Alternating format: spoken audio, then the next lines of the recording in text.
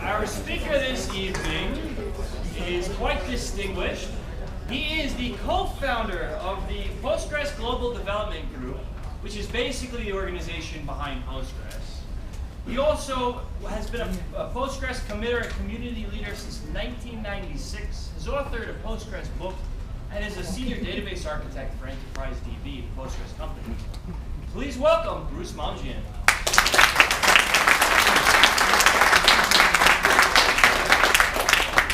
Thanks, everybody. Great to see you. Looks like the room's a little under-provisioned, but we'll make do, I assume. It's wonderful to be here. I do speak at the New York Postgres groups once in a while, but this is a new group to talk to. I'm looking forward to it. I do have a new presentation that I'm going to be able to give you today. I think it's going to be a very thought-provoking one. Can people in the back hear me? Do I need to let a little louder? Louder? Okay. Microphone. Microphone. No microphone? No microphone. Okay, all right. It's going to be like the old orators from the 19th century. Yeah. So there's a couple things I wanted to talk about before I kind of go into my presentation. One is that obviously many of you know the very popular Postgres 9.4 release came out in the fall. We just did feature freeze for somebody.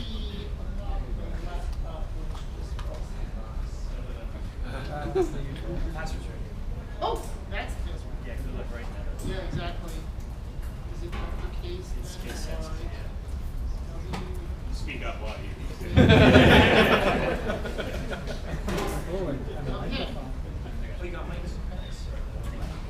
Also, can you turn off the links? This thing, because I won't be touching that. When you Am I clicking? Oh, hey, wow, hey. That's going to help my voice a little bit. So, a couple things I wanted to talk about. Obviously, we put out Postgres 9.4 in the fall. That was a huge release for us. Very excited about the engineering that went into that. I want to let you know that 2 weeks ago we did feature freeze on Postgres 9.5. So we pretty much know what's going to be in that release. Again, we are expecting another fall release in 2015. Probably the big features. The first one being obscurity. Very exciting. I'll give you a little background on that one. Obscurity is one of those things where I would basically go to our community and say, why can't we do this thing? What is so hard about doing an insert and then an update? Like, it seems we already have insert, we already have update. Why can't we just like put a little if statement in there, right, and just make it upsert? Well, I'm not sure how many of you were PGCon last year, but Peter Gagan gave a 45-minute presentation about upsert, and I was shocked at how complicated it is. Because in fact, there's a whole bunch of race conditions, there's a whole bunch of failure cases. A lot of the people vendors who implement upsert actually do it very poorly. There's a whole bunch of failure cases that they have. Of course, Postgres wasn't going to be happy with that, so it took this long to get a feature that you would think would be simple to implement. In fact, it was very complicated. So it was one of those cases where it looks real easy, but it wasn't. Second thing coming, grouping sets. Obviously very good for statistical analysis. Probably the third big one is row-level security. Doing some work on that, sort of beefing up that sort of security aspect of Postgres. So those are kind of the big ones. We have been putting out some minor releases lately. We put one out last week. Unfortunately, we have another one planned for next week. So a little bit of a learning curve there in terms of one of the patches that went into the release last week that didn't quite go the way we planned. So there will be another release coming next week, so you can look for that. So I just want to kind of give you an update of sort of where we are with the community. There was a great Linux Weekly News article. Anyone see that article? No. Okay. If anybody, it was very good, talking about some of the growth we've had, some of the challenges we've had. And it was very balanced, and it kind of talked about some of the how we have grouping sets in and the upsert challenge and so forth. So anyway, we are growing very well. A lot of active development. Really hard to kind of keep up with it. A lot of conferences. I'm going pretty much every month through November. I have a conference I'm going to. So it's a great time for Postgres. There's certainly a lot of interest. And I wanted to talk today about particularly sort of positioning Postgres in the NoSQL world and kind of explaining how NoSQL relates to relational, and then talk about some of the things that relational is doing to modify itself to take advantage of the NoSQL ideas in some places where Postgres isn't a good solution and NoSQL is a great solution, right? So I'm trying to be honest and kind of point out what I think are the benefits and pitfalls of using NoSQL, and then some of the benefits and pitfalls of using Postgres. So I hope that's going to be interesting to you. I would be happy to take questions during my talk. So if you kind of raise your hand, I'll be glad to kind of get that. I find it's a lot more interesting than kind of putting them at the end, because you can kind of be a little more dynamic. You don't hear me talking the whole time. Any questions so far? Great, okay. So first, here's the outline. What I want to talk about is a hype cycle, which is kind of a cool term. Then I'm going to talk about historical relational challenges to relational databases. Then talk about NoSQL. Then about adaptations that Postgres has made for NoSQL, and then some future directions, kind of talking about some of the challenges we have, with Postgres and NoSQL working together. Okay, so first one, hype cycle. This is kind of an interesting graph. I'm going to give it to you a little different than probably you've heard before. I have to give credit to Gartner for sort of designing or inventing this idea. I'm not a huge analyst fan, if you've ever talked to me, but I like this idea. And I'm going to, let me just explain the hype cycle a little bit. It's trying to kind of talk about how enterprises and engineers look at new technologies and kind of how they adapt them to their organization, okay? But I'm going to look at it a little differently. I'm going to pretend that this is Thanksgiving down here, okay? So this is Thanksgiving, and I'm on vacation as a kid, okay? And I realize there's something I want for Christmas, okay? All right, so I'm like, I like, oh boy, okay, I'm like, wow, I'm gonna get this thing for Christmas, and oh boy, and wow, this is gonna be amazing. And here's where I get out of school. So I'm done school for the December till the holidays, and I have all this time just to think about that present I'm gonna get, okay? So I'm thinking about that present. I'm thinking this present's just gonna change my life.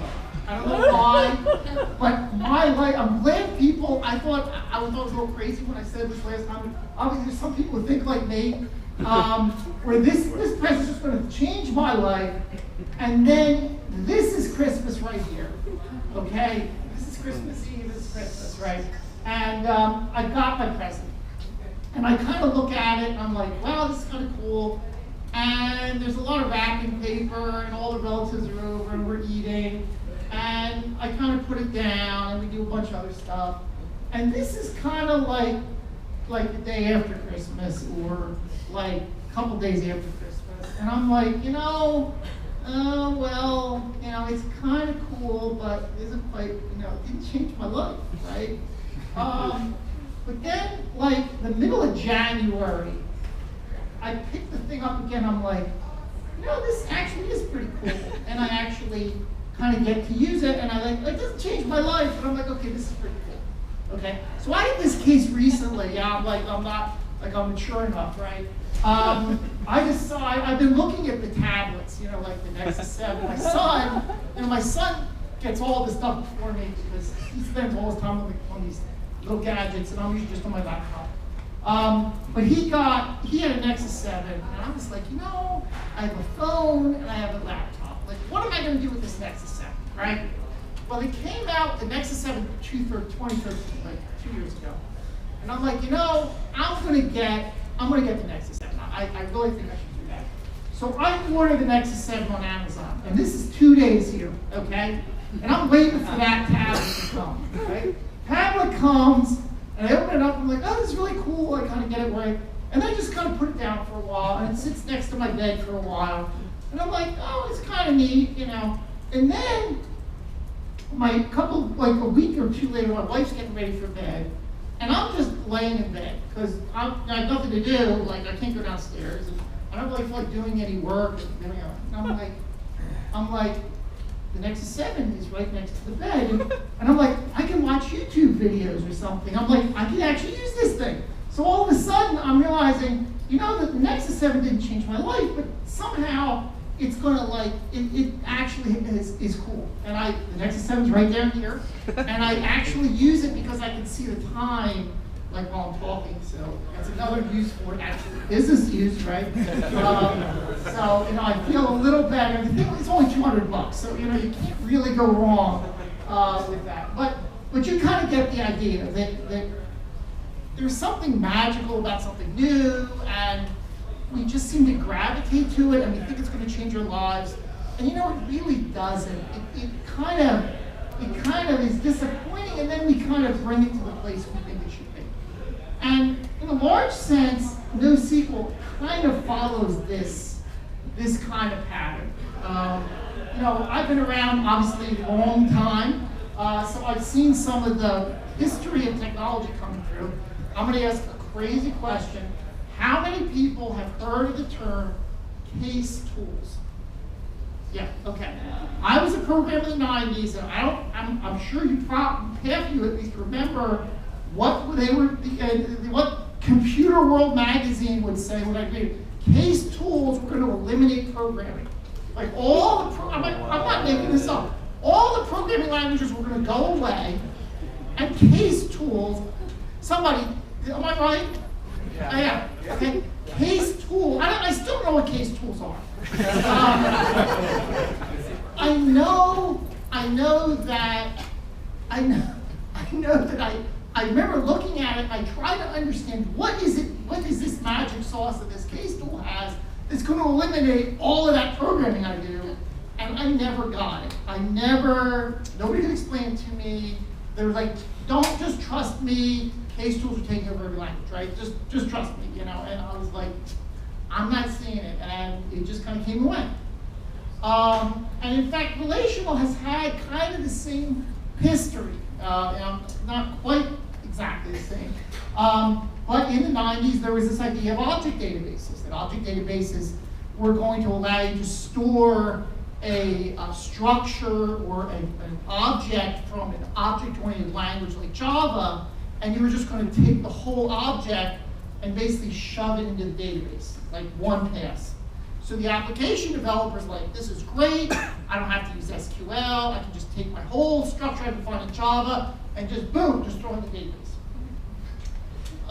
From an application standpoint, that sounds good, but the problem is that when you start to look at something like writing a report, well, all of a sudden now the report has to be a program, because you can't really get the data except through the object language, right? And then if your object schema changes, then how do you tell the database your object schema changes? Oh, yeah, we're going to fix that or whatever.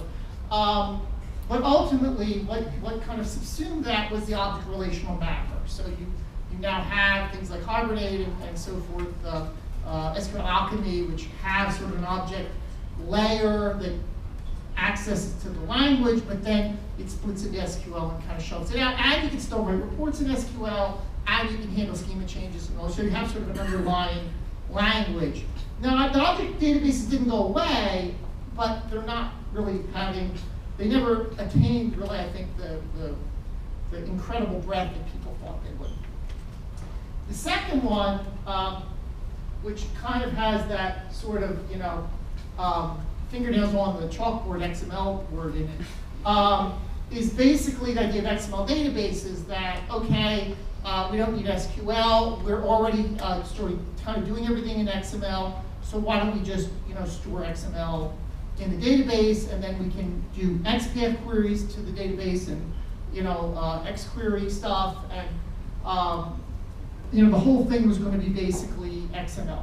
And the XML databases kind of came up a little bit, but then they just kind of with, I don't want to say with XML because the XML database kind of faded before XML faded, but you get the idea. What happened was that databases sort of said, oh, we can store XML. You want to do XPF query? Yeah, we can do that. and the SQL standard defined an API for SQL for XML, and effectively the idea of having just an XML database kind of went by the wayside. Okay. Any questions so far? Good. So let's talk about NoSQL. And I think that, again, there's a lot of hype around it. There's a lot of sense, well, yeah, let me give you another analogy. There's a lot of sense that my organization is, well, how do I explain it? If the huge internet companies are all using NoSQL, then my company with 50 employees should be using NoSQL, okay? That's sort of like saying that the big race car drivers drive Formula Ones, so I should be driving a Formula One down Fifth Avenue, right? Or the military needs to get across a desert, so I should be driving a Humvee, but not the new Humvees, but the old one that had the little snorkel coming out of the hood. You ever seen that? Like a circle, very wide car, very uncomfortable to drive in. It's just, kind of shaking down the road. And if you need to get across the desert, it's probably great. I wouldn't try it in my 86 Celica, or we have a BMW, or even my van, I would try it. But, I'm not really driving through deserts a lot. I really kind of want to just get to the store, right? So my point is that some of the people who are looking at technology are saying, well, Google does that. They got, I'm going to get it wrong, but Google has Bigtable, or the other one has, Amazon has Dynamo. Is that right? One of the other? Yeah, I got them right. Okay. And therefore, that's what I should use, because that's what the big boys use. But it's kind of sort of like the dragster or the Formula One or the Humvee. Does it really fit your organization, right?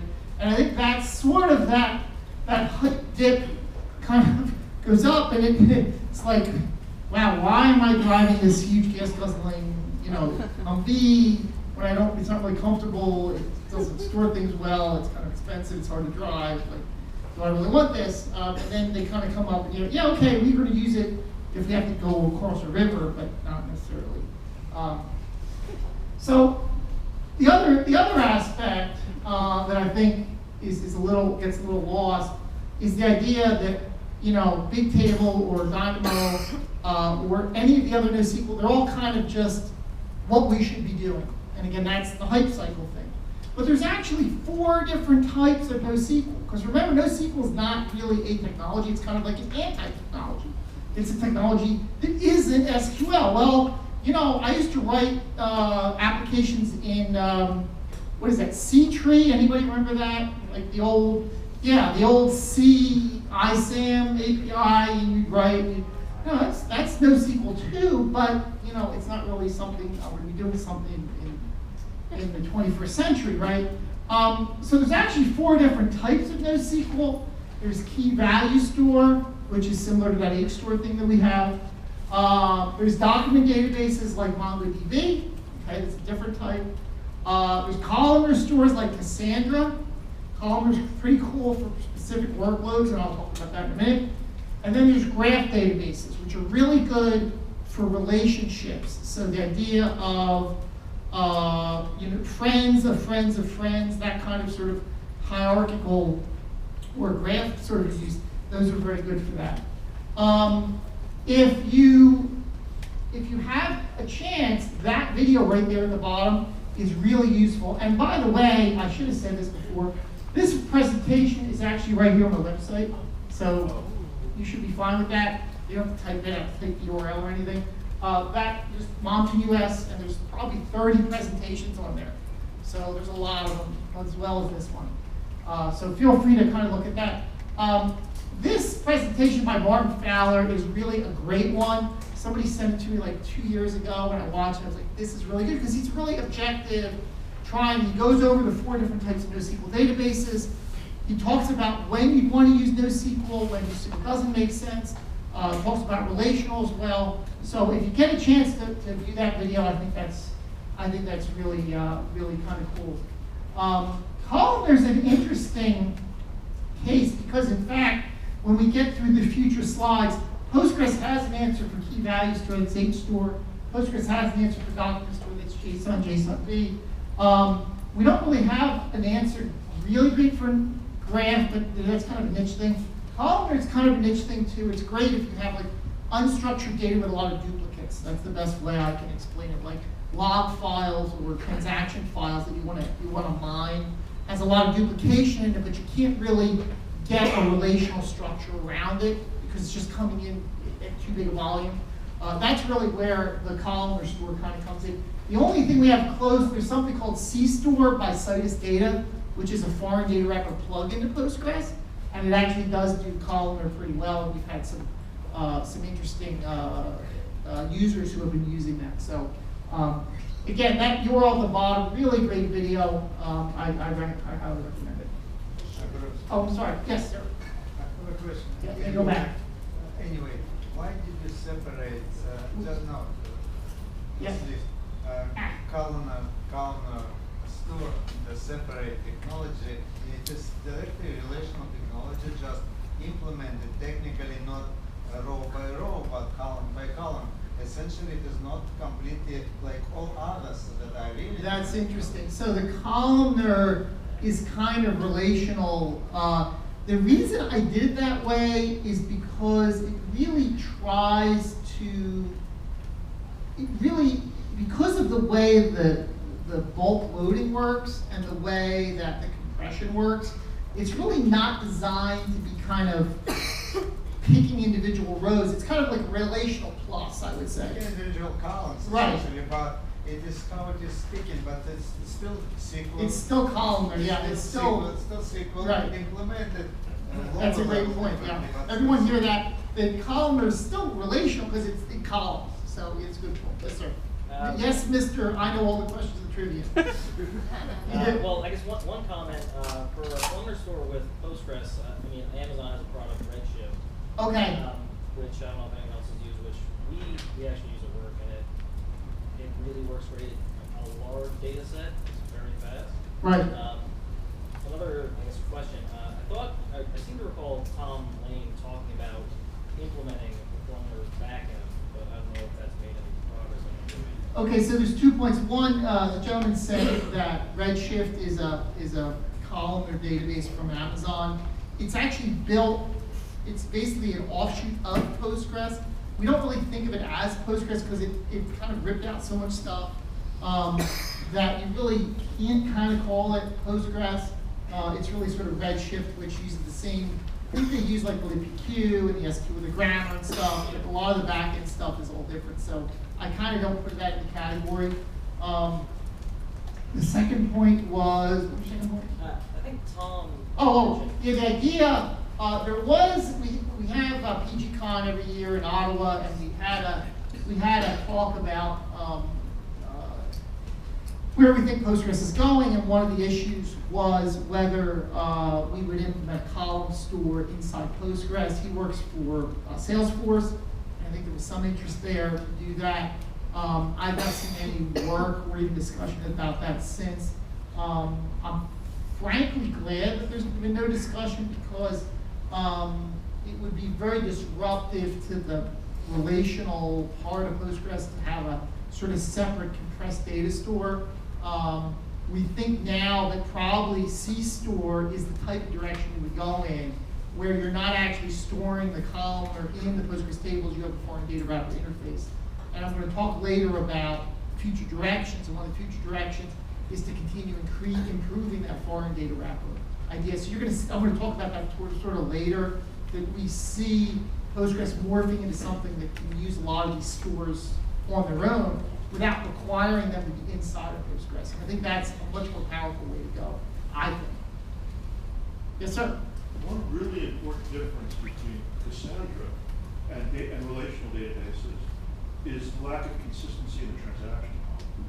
Right, I'm gonna get to that, so that's a great point, thank you. Other questions? Why does NoSQL exist?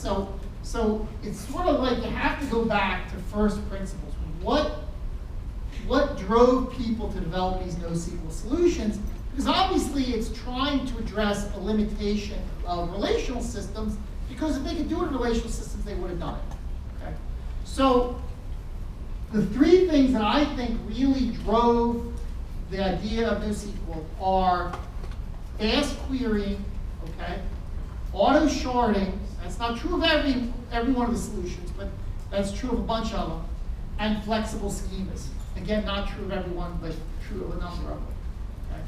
So effectively, when you think of Amazon or Google and you think of them trying to do the scale of what they do in a relational system, you can kind of see, that might not work too well.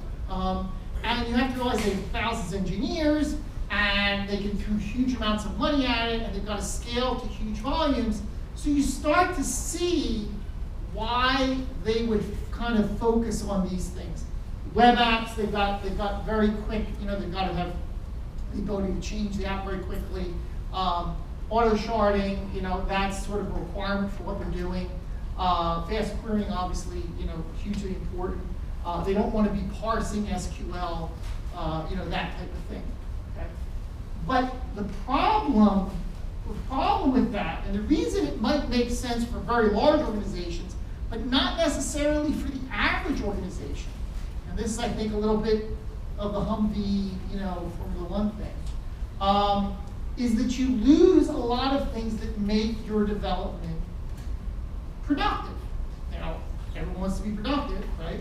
And there's some sense that these are generalizations, but there is some truth here. So effectively, when you're using NoSQL, you kind of got a much less powerful query language. Certainly, if you're familiar with Postgres, like that query language can do pretty much anything. You can do like little Mandelbrot images with that. Very powerful. A sophisticated query optimizer. So the idea that it's a declarative language. You just send the SQL, and it figures out which indexes to use, and it figures out how to access your data, and which joins to use, and which type. Obviously, all that stuff, if you're using NoSQL, a lot of times if you need to bring data and merge it, you got to do it in your application. Okay, because you don't have an optimizer. You don't even have like a join method a lot of times in these NoSQL systems. Is that okay? Maybe. Okay. Again, if your requirements are these, then you've got to get rid of a lot of these things.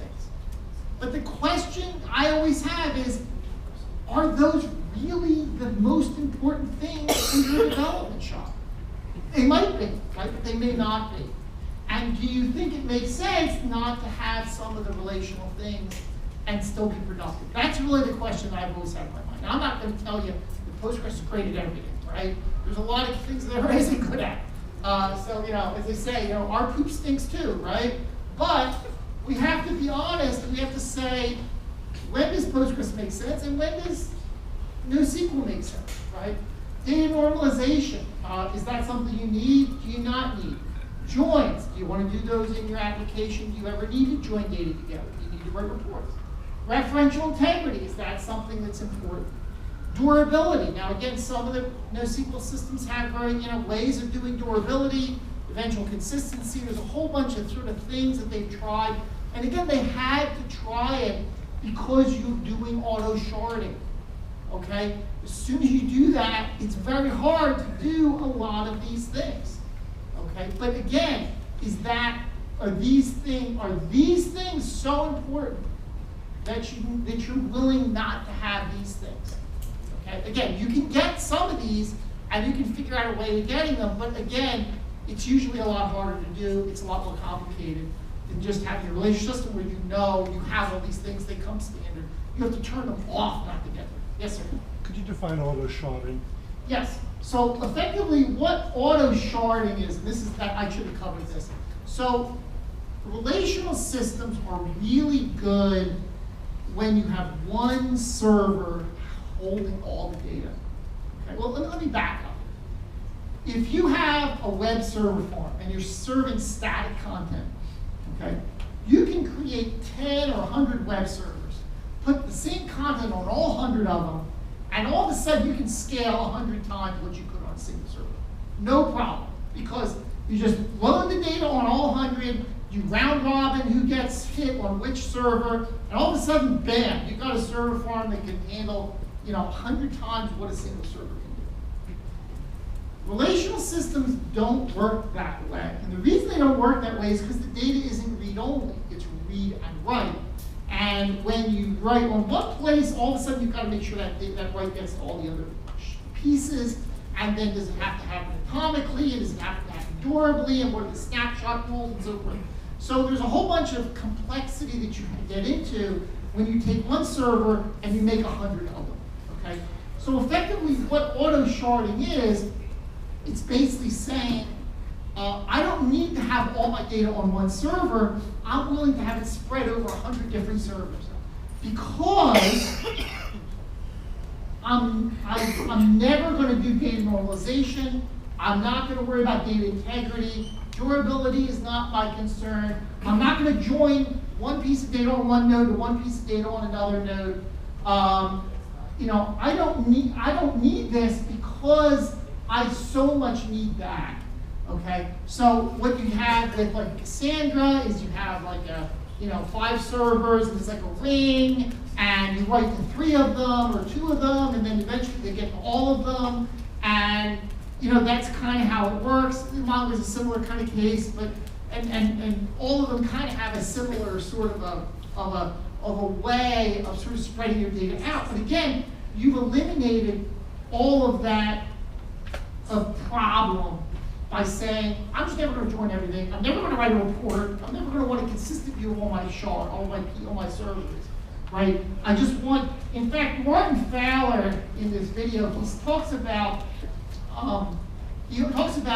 whether your data is aggregate, what's the term? Whether your data is aggregate oriented, that's what he uses. He uses that term, and that's a very interesting term. I've never heard that before. What he's saying is that a lot of these NoSQL solutions assume that your data is one big lump, that it doesn't really relate to any of the other lumps in your system. So if you think of a very simple user app where you're just storing user address and telephone number, and A to F is over here, and G to L is over there, okay? And we never care about finding people or linking them together or any of that other stuff. Those, I would say, would be a very aggregate-oriented place because each data is a lump. That lump doesn't really relate to any other lump in the system. You don't want to aggregate them out. You don't want to kind of combine them. An OLTP system is very non-aggregate-oriented. Everything's dissected. You've got customer, you've got employee, you've got order, you've got part. And you can't really, you could do that in an aggregate-oriented sense, but because you don't have any of these things, it becomes really hard. And again, you have to put so much engineering effort to kind of make sure when you add a part, it gets added to, everything becomes very hard.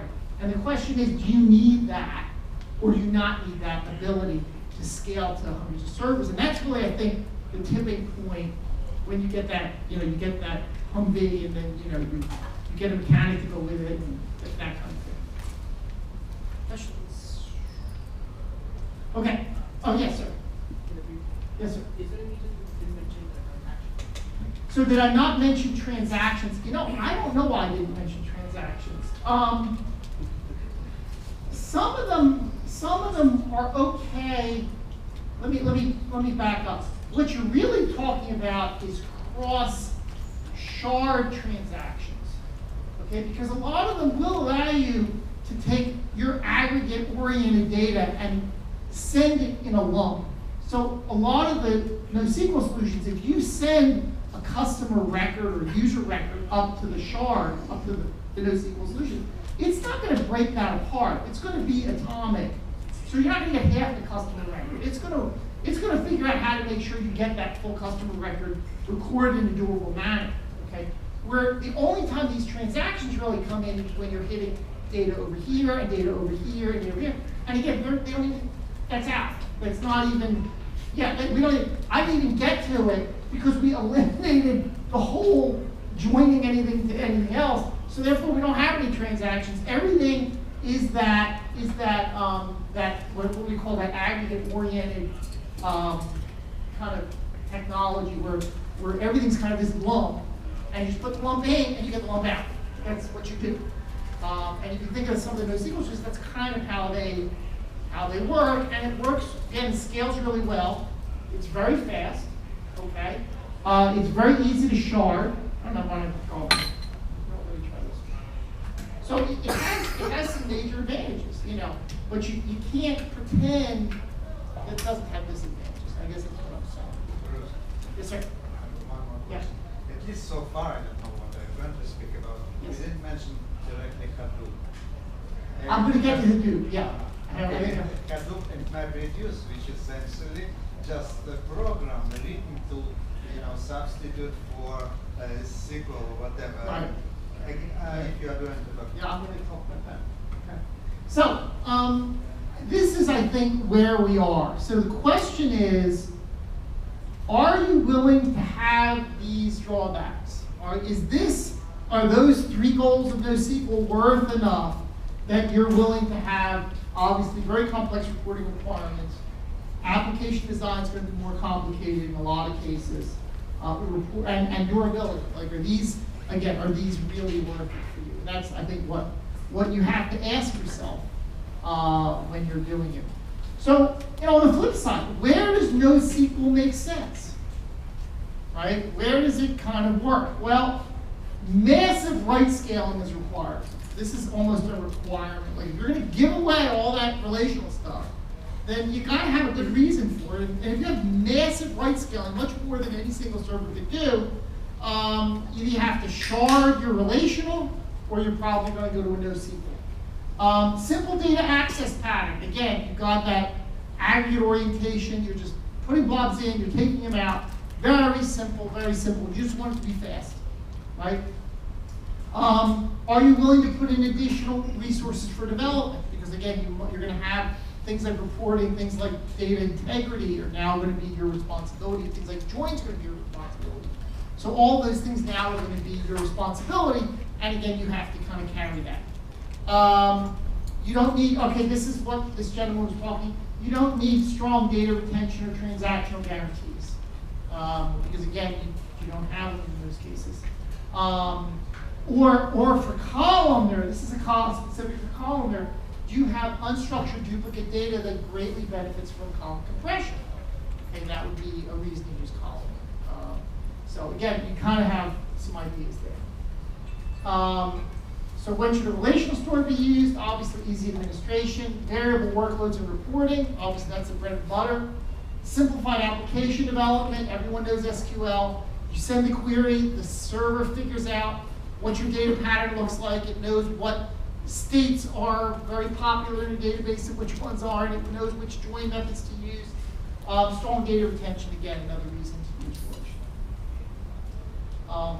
Yes, sir? How about using going between backends? I'm sorry? Another advantage of SQL is Yeah. you can go from Postgres to different vendors. Right, so the point is that SQL is a standard, so therefore all the tooling works the same. You can go from Postgres to something else, or something else to Postgres, and you're not having to retrain or retool your entire application. Yeah, you might have to make some small adjustments, but in most cases, again, you have a very well-known. Yeah, so that's a very good point. So Postgres is not sort of sitting idly by. So question, just like with object databases, just like with XML databases, relational systems are basically saying, okay, NoSQL obviously meets a workload that the relational systems haven't addressed well. That's reasonable. So the question is, what can we do? What can relational systems do differently to help meet the requirements of people who are using NoSQL or feel that that's a better tool for them? And surprisingly, there's a number of things that can be done, which gives you kind of the best of both worlds. You don't get rid of a lot of the benefits of relational, but you get a lot of the benefits that would naturally lead you in a NoSQL direction. So the first one, Schema-Less Data types with sophisticated indexing support. I'll show you a slide about that in a minute. That's obviously JSON, JSONB, and HStore, and a whole bunch of other things we do. Transactional schema changes. Postgres actually allows you to wrap a whole bunch of schema changes in a single transaction. So you can atomically change your schema so that applications who are looking for the old schema or new schema won't see it like partial. You'll see the old schema or the new schema. And durability changes. So again, Postgres is durable by default, but we now have, in the past couple of years, we've added control. So you can now control durability either at the table level or at the transaction level. Per table level would be unlocked tables, if you're familiar with that.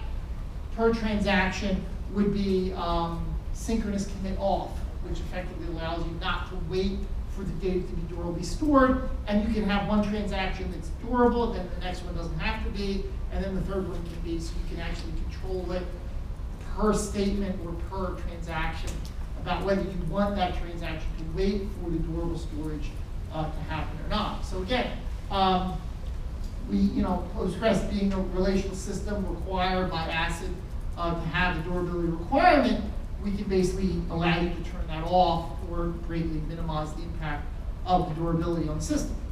All right. So this is the first one, Schema-Less Data.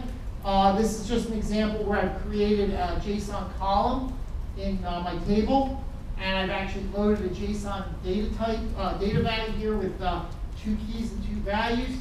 And then I actually just do a select on the key called name, and I can actually do an SQL here with data age equals 21. So I'm actually reaching inside the JSON document, and I'm saying, can you give me anything that has the age of 21? So now you're in a relational system, but now you can relate to schema-less data very easily. You can see there's really no downside, obviously, to having this in SQL.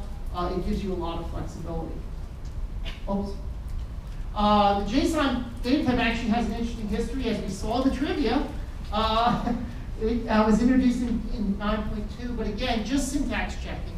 9.3 added a whole bunch of extraction and conversion functions, allow you to reach into the JSON and actually pull out the specific values, like I showed you in that slide there.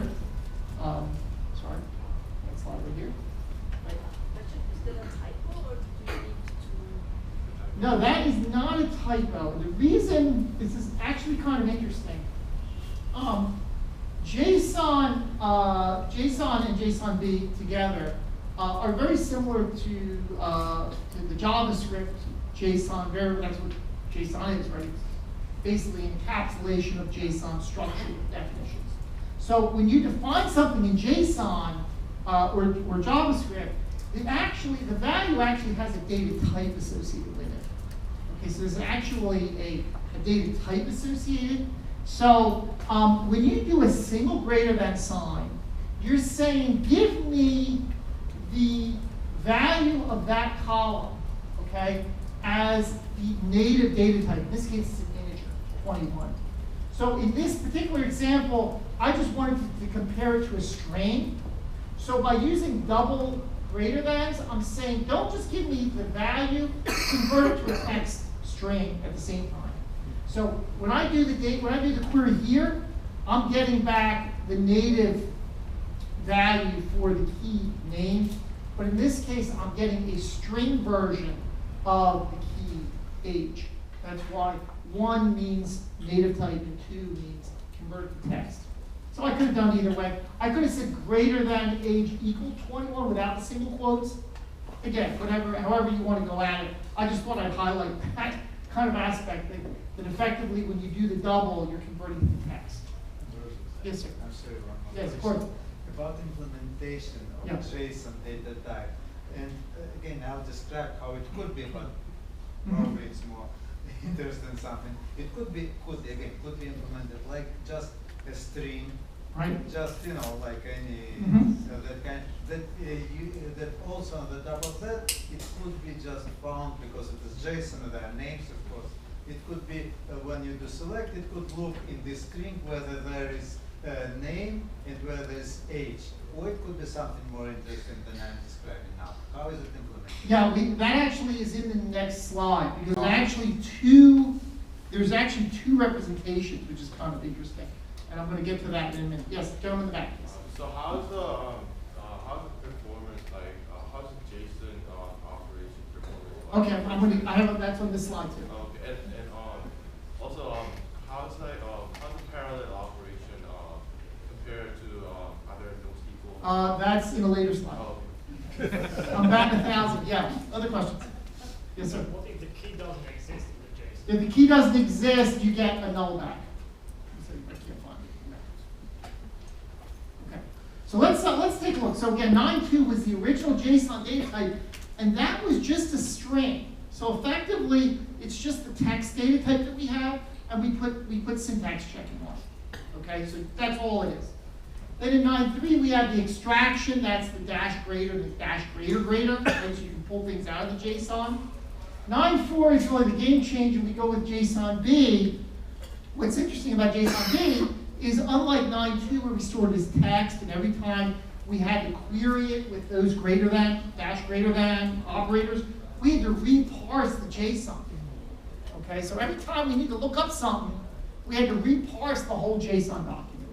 But JSON B, because it's binary JSON, all of a sudden that stores the keys in a like a sorted order, so we can do a binary search to find the individual key we're looking for. We also obviously have nested ability there. There's compression as part of it. So there's a whole bunch of cool stuff happening in JSON B that kind of changes the game in terms, particularly in terms of performance. And in fact, at the same time, we get a major improvement in the GIN index, which you might have heard before. The GIN index is actually what we call a generalized inverted index. I always had trouble understanding like what that meant. But effectively what it means is normally in a B tree, you have key, then value, then key, then value, then key, then value. Right? That's normally the way we do it. In a generalized inverted index, what you have is you have one key, and then you have pointer, pointer, pointer, pointer, pointer. You're not duplicating the key over and over again.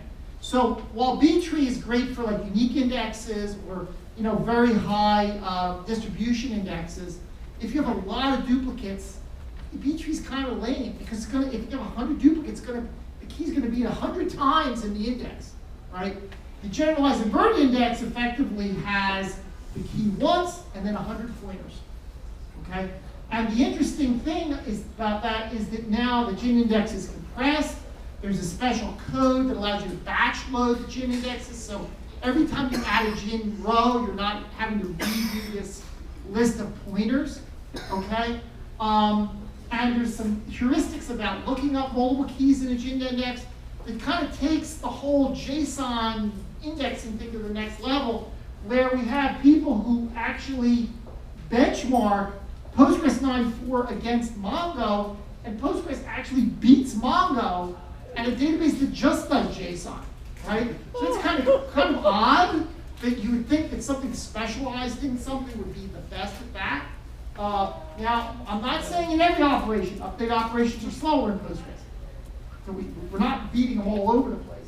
But in terms of performance, storage size, lookups, I was at a talk in Dublin a year and a half ago, and the Russians who wrote the GIN index were basically put up a slide of the comparison, and the audience all applauded. Like, very rarely do I go to a conference, somebody puts up a graph and it gets an applause, right?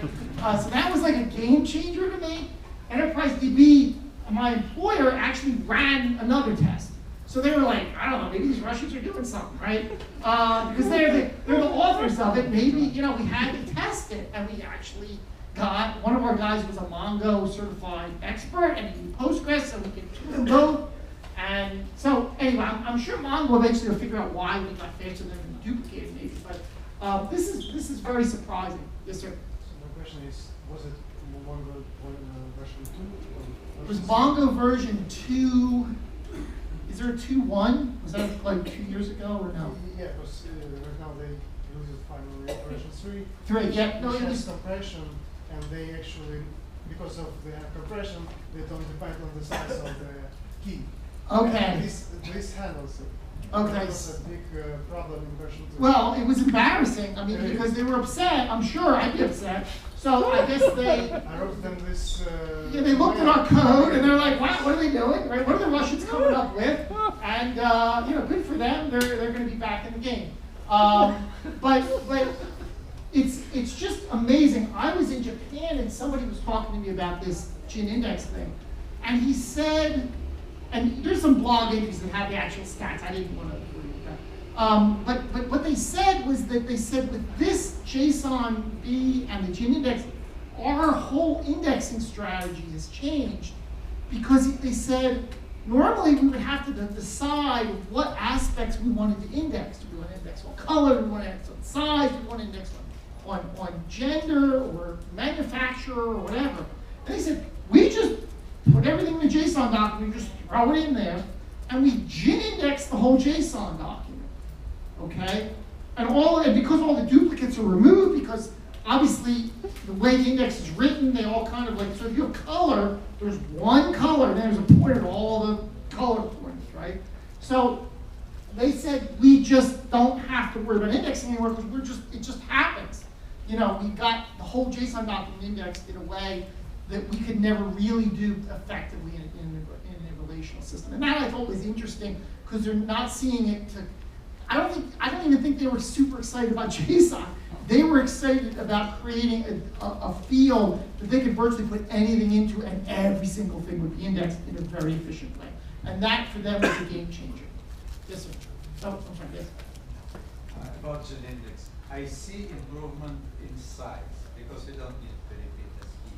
But in overall performance, for example, I don't see real improvement, because, for example, color, whatever you mentioned, Right. Color blue, color red. If you write blue once and point at many places, the same with red. It's the same performance, except you don't need to write word blue again and again. It's little saving, really little. And everything else is the same, at least how I understand based on what Right. you described. There's a little more complexity to it. I didn't get into it in the slide, but there's actually 2 different ways of indexing JSON-B. You can index just the keys and values separately, or you can index what they call the path. So the whole path gets hashed. So we take the path, because it can be hierarchical, right? So you might have key, and then value. So it takes the whole path, hashes it, then it puts that in the index. So all of a sudden, if you want to say, I want all the cars in the US which are blue, you know, you can, that's a path, you can actually look it up in one shot. And then there's some other heuristics, like if you say ask for color and blue, and it knows that blue is more selective than color, it'll look up blue, and then it'll filter out all the color, the items that also don't have color. So it actually does some work inside the index that simplifies, it allows it to filter quicker. Despite the word blue, not necessarily really means color, at least no. Yeah, but we have, what happens is we actually do that, and then we eventually filter everything out, and then we go to the actual JSON, and we verify that the blue and the color are indeed right next to each other. So there's some fancy stuff in there that's been pretty impressive. Some of the stuff we've done, we're coming in 9.5, is actually Json Generation and manipulation functions, things like modifying individual parts of a JSON document. So, you know, I want to change that particular element from one to another. That's actually done with a function now, which we didn't have before. It's kind of neat. Here's a little bit slide about schema changes. Here I'm actually doing 2 column renames and a rename of the actual table inside a transaction. So again, when you do this, this will be atomic. So people will either see the old table named customer or the new table named custom. Yes? Is there any way you can make that bigger, the font? The slide? Yeah. No. I'm sorry. You can go on my website. That's why I think yeah, it's just, I'm basically saying alter table, rename, and alter table, add column, that's all. So I talked about this before. Actually, the SQL Med, somebody mentioned that trivia question. Probably this gentleman over here, yes, I'm sure.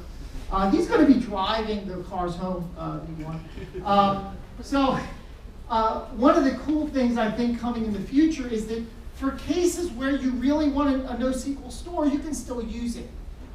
We talked about Cassandra, or the idea of doing columns stored in Postgres, and I said, we're really getting to a point where we can actually just keep our relational data in the relational system, and then we can use a foreign data wrapper to communicate to any of these NoSQL solutions.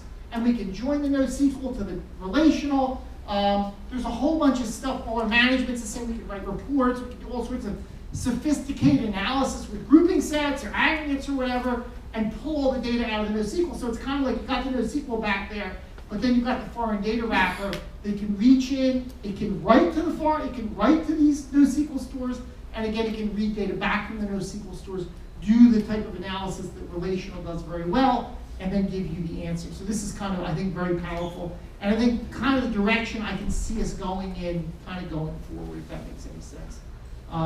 Because again, there are some cases where NoSQL really works well. And I think the idea of having that foreign data wrapper capability is really cool. Future directions, just two things. I did talk about this already a little bit. I'd say the two big challenges we have going forward are parallelism and that auto sharding work, okay? We have been sort of challenged at the very high end, the very high write volumes, to allow Postgres to do sharding. There are some community tools out there, like PG Shard is a community tool which does sharding. But I think we eventually have to do sharding inside Postgres as a standard operation. I'm very excited about this. I think it's going to take us in some ways beyond what a lot of the large database vendors can do now. Because if you take foreign data wrappers, which I talked about, and you take parallelism, you can start to see that you actually can do sharding, because all of a sudden each shard is a foreign data source sitting underneath, and you do it in parallel. So there's a lot of work we still need to do. We need to do join pushdown, we need to do aggregate pushdown. We already do where pushdown, that we've had. We have to make it parallel. We have to add a transaction manager so we can do transactions across all these shards. But this is really the direction I think we're going for very high write volume type of cases. And I'm very excited about this because I think it has a lot of advantages over a lot of the current commercial vendor solutions for sharding. It's not going to be ready this year or next year, but we've already done quite a bit of work on parallelism. More is coming in 9.6. And it's kind of, we've had auto sharding for a while. There's been some sort of community projects, prototypes. But really, when we started to get foreign data wrappers, it became very clear to me that this is really the way to go. You've already got foreign data wrappers, you already need join pushdown, you already need aggregate pushdown, you already need parallelism for other operations, you put them all together, you have sharding. So I went to Japan, NTT's been funding a lot of this. I went to Japan, I said, you've been working on this Postgres XC, I understand it's very important, but I said, frankly, I think this is where we need to go. And I was like, you're never quite sure in Japan what they think. And I was like, well, okay, I kind of told them what I thought would be a great idea and where I think the community needs to go. And then like 3 months later, they're like, okay, yeah, we want to go there. I'm like, okay, great, all right. So the community, I would say, is moving in that direction. And again, it's going to be probably 2 years till we have something really production ready. But you need not fear that Postgres is not going to be able to take on some of the very, very high volume requirements you have. We know that's something that people need.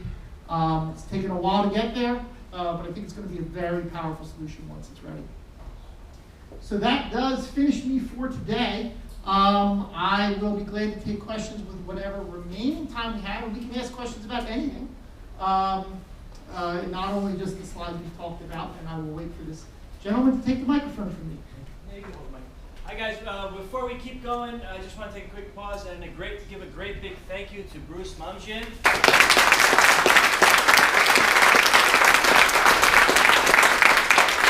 We are giving away that GoPro GoPro sitting over there, so wherever that bucket is going around the room, please there it is. Please have it, keep passing it around so everyone can put their card in there to win. We'll be giving away that shortly after Q&A. And we also have lots more toy cars at the end of the session. Feel free to come up and grab them. And let's take the first question. Yes? I don't mean to sound like it's a negative, but why has Postgres kind of gone off the radar? I mean, I know it's around, but you just don't, it's just not on people's lips anymore. Well, so the first question was, why is Postgres going off the radar? Are you comparing it to like 5 years ago, or are you saying it's always been off the radar? I'll say in the last 5 to 10 years. Okay, so you think it was more on the radar 10 years ago than now? Is that what you're saying? At least maybe I changed, I don't know whether it's me or, Right, so generally, I've been around since '96, and I kind of like hid all the work I did on Postgres for my wife for 3 years until I actually got a job doing it. So I can tell you that back in the late '90s, obviously there was not really a sense that Postgres was going to become what it is today, right? So we had a number of users. I got involved with it because I thought it was interesting. I was bored with my job. Once you write financial reports for 7 years, like you're not learning anything anymore, right? And my wife wanted me to get a PhD, and I'm like, let me just learn this Postgres thing. It's kind of cool. So I did that for 3 years. Then I wrote a book about it, and then I've been employed full time since 2000. Currently with EnterpriseDB for 9 years, believe it or not, working mostly with the community. So I've seen tremendous growth in Postgres. Back in the early years, it was kind of like startups would use it, people who didn't have a lot of money. That's kind of what you saw. Now you're seeing just huge organizations wanting to get rid of their commercial vendors. You see a huge uptake. Startups are using it all over the place. I would say, there's conferences pretty much every month now all over the world. So it might just be your particular experience, but I'm getting booked now like 6 or 12 months ahead of the conference, and that never happens. So there's definitely been a lot of uptake, and I could name a bunch of companies that are using it now that it would be like, what names can we share, Craig? Where are you? Craig. What names can we share of customers? The ones that we share over on our website that might not be some of the household names. Ah. So we have to work on that. I'll get it. I heard Master College is You didn't hear it from us. What about Instagram? Instagram, yeah, there's a lot of them. Skype, there's a lot of them, yeah. I've been shocked. I was in Chicago 2 weeks ago, and I'm shocked at the number of large organizations that are using it that wanted to talk to us. So I think we need to do a little better PR, I think, of telling people, because I'm going into sites like. I heard Skype is still using Postgres. Like, I will tell you that years ago, I'd say Postgres is good, but it's really not ready to run a credit card company. I can't say that anymore. So we'll leave it at that. Yes. Back there. So you mentioned about auto sharding and about Yes. the future, and I was wondering, is this going to be more memory focused operation, or? So you're talking about like an in-memory database type of operation? Yeah. Or I just wonder how auto sharding in the future will be like. Will it be similar to memory-based like operation? No, it'll be very similar to the way Postgres works. So you'll have the same durability, same transactions, same kind of control. It's not something like an in-memory database where it doesn't have durability. We don't see a lot of interest in that area, so I don't think we're going in that direction at all. So let me just, we do have customers, I want to make sure. We have customers. You all know that? Yeah. All right. I want to say some of the ones that you know. But we're a global company, we have over 2,000 customers worldwide. We support a lot of governments, the US. I can't get into all the different agencies and stuff like that, but we have a global presence everywhere. Let's see here. Agristats, Entrust Technologies, HP, IBM, very close partnerships with both of them. We have a great relationship with Infor. Red Hat is a great partner of ours. Let's see, I'm Some still. bigger names are like NTT in Japan, Korea Telecom in Korea, Right. Samsung. You know, there are other ones that were mentioned here that aren't on our website because we're not allowed to mention their name, but you can assume that if one company, one large company is using it, other ones are too. We just can't say those. Right. I just want to clarify, those are just EnterpriseDB customers? Absolutely. Yes. Right, Guild and TripAdvisor are Yep. both on Postgres. TripAdvisor, yep. They don't pay anyone for it. Yep. So they're using PostgreSQL, the open source version. We also, EnterpriseDB, not to get too into the sales thing, but EnterpriseDB supports the community. We have services, we have remote DBAs, we have all these architectural health checks, et cetera, that, you know, we can tell you more about. I'd like you to talk about foreign data wrappers.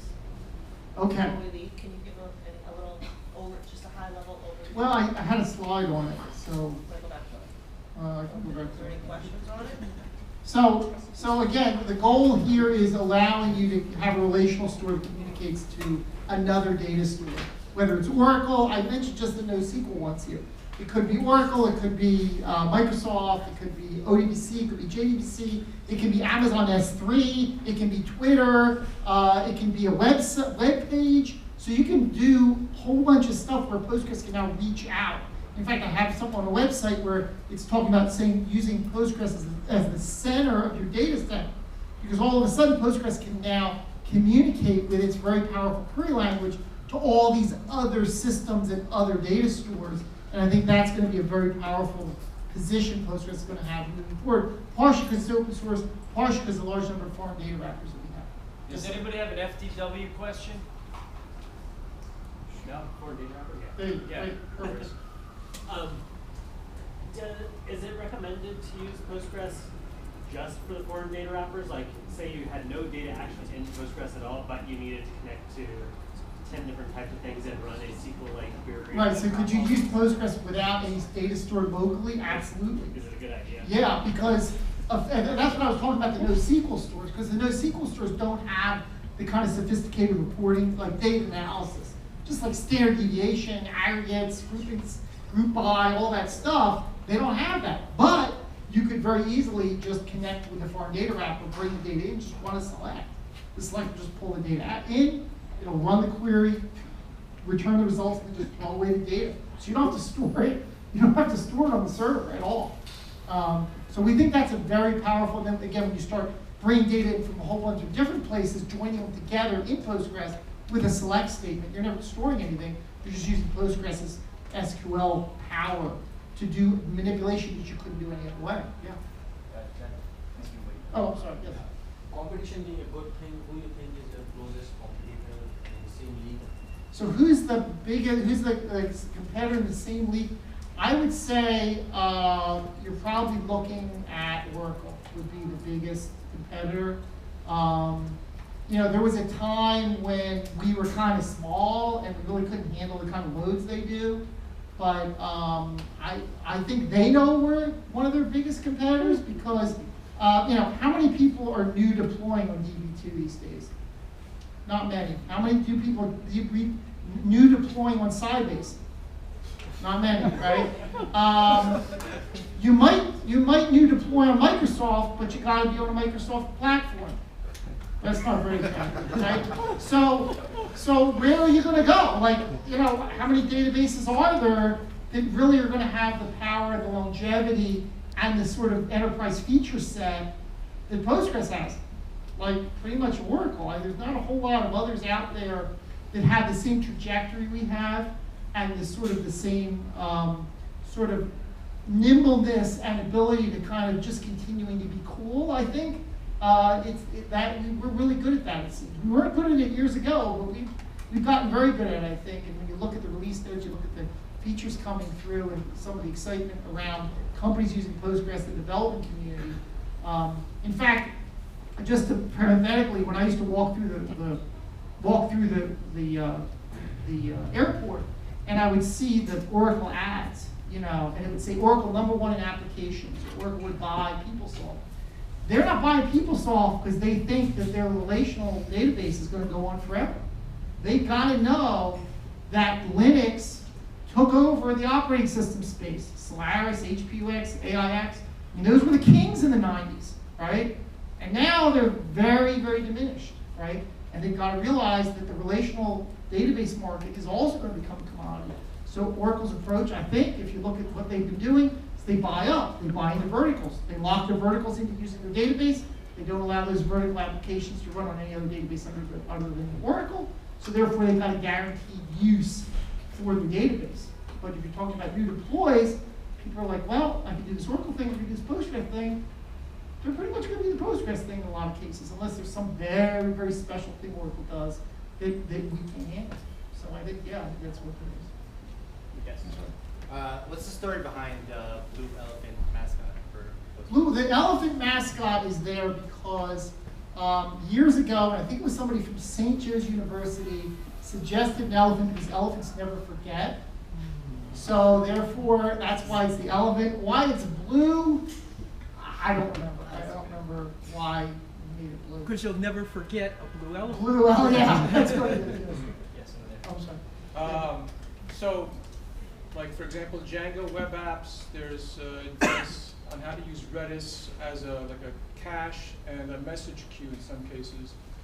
From what I understand, Postgres has that capability. Would you suggest to use an FDW to do the same, or just use Postgres directly, like the Redis like the key value store?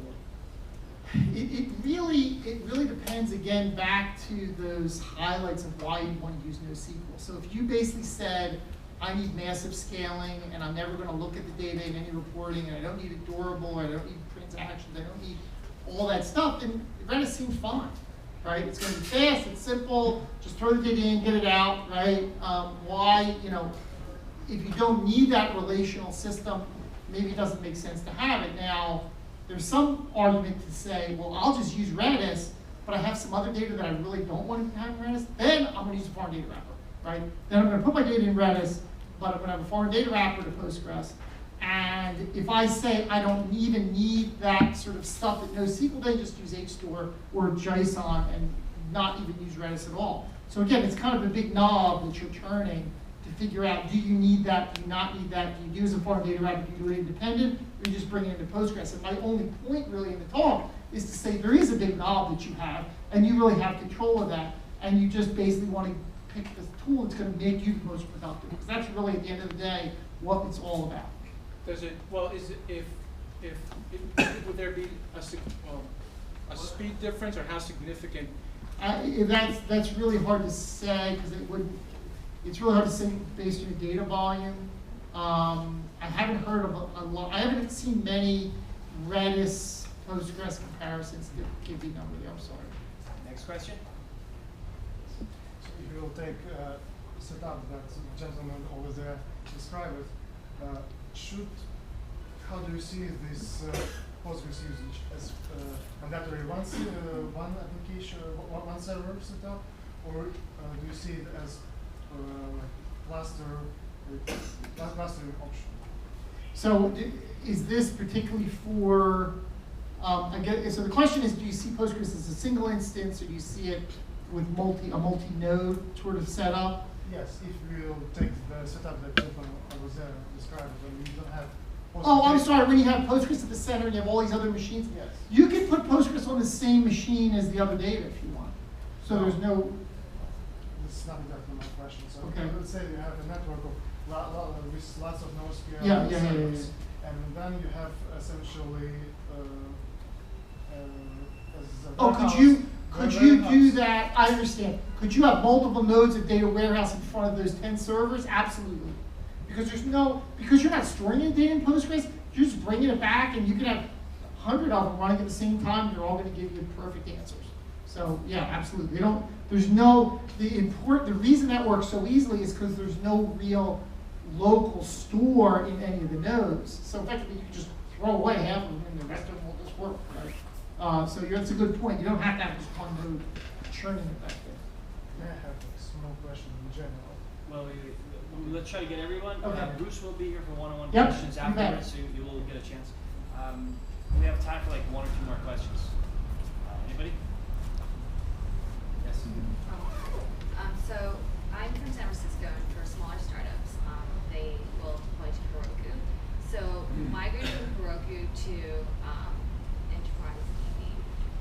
like a difficult transition if, let's say, you want to scale?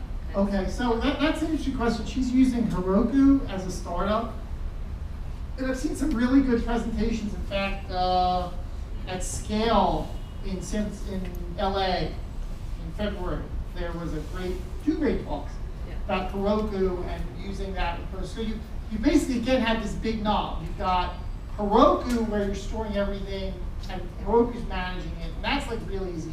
But then if you want to move to maybe an Amazon instance that is, using Amazon's Postgres, you could just dump the data out and load it in and it'll work just the same, right? And then you can dump it out again and you can create your own AWS instance and install your own Postgres and do it there, okay? Or you can take it out and you can put it in EnterpriseDB's cloud version of Postgres, and they'll manage that as well. So you kind of got like a big dial. So Heroku, basically everything is under their control, right? The EnterpriseDB one, you have root access to that AWS server. So you can change configs, you have root access to SSH and do whatever you want. We'll still manage it, but again, you have like a big dashboard, you can do stuff. And then if you want to host it just in Amazon yourself, you can do that, or you can host it on bare metal. So basically, you can dump the data out, load it in somewhere else, wherever you want, it's going to behave exactly the same. Yeah, so there's nothing tied into Heroku that prevents you from dumping the data out as your needs change or as prices go up, and just pumping it in somewhere else. Last question of the evening. So, great. General question. Yes. What excites you about current technology? So that's a great question. What excites me about current technology? I would say this sharding thing is really, I think, the sharding and the parallelism. Again, it's not a surprise I put it on the last slide, right? So the sharding and the parallelism to me, I think, is really the excitement because, if you look at, for example, Oracle RAC, it's very popular, but it doesn't do right, because you're storing everything on a single node, you can't like right scale it as well. So the idea, I would hope, is that once we're done with this, we now can go into data volumes that other people can't even go into. Because again, being the same as everyone else and cheaper, that's kind of cool. But doing stuff that no one else can do, like the JSON stuff or some of the foreign data wrapper stuff, that's really your bread and butter. And that's, I think, what is sort of kind of pole-vaulted in the past couple of years, where originally when I started, it was like prevent Postgres from crashing. That was like their goal, right? Because it was a university project. Like universities aren't very good at quality control, right? Like that's not their thing, right? So we get it for crashing. Then we add a whole bunch of SQL standard stuff. So now we're like the most SQL standard database. That's like the early 2000s. Then we add enterprise capabilities, okay? That we finished probably 4 years ago. Where we are now is we got standards, we got the enterprise tooling. Now we're going into new horizons. And frankly, that's the area we do great in, and that's the area where the commercial vendors do terrible in. Because you can imagine what kind of innovation comes out of these companies. It's very stifling, right? So I feel like we're kind of reaching our stride. Yeah, we can add enterprise tooling. Yeah, we can add an SQL standard, but we're just kind of copying the SQL standard and kind of going in lockstep. When you start like unleashing all that creativity from everyone around the world, and you start going into like new horizons, like the sharding or like the JSON or like the GIN index and all those stuff, that's when Postgres really takes off, and I think that's where we pretty much are today. That's a great question. Okay, Bruce will be here for one-on-one questions because we're out of time for Q&A. He'll be here right after our raffle. So before we do that, let's give a great big round of applause.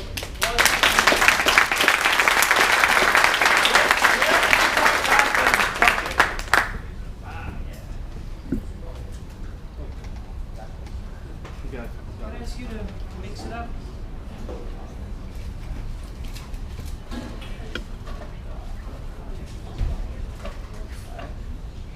Look the other way and reach in. Yeah, you look the other way, reach in and grab the card out. You did? Yeah. Oh, it's because you sit up in front.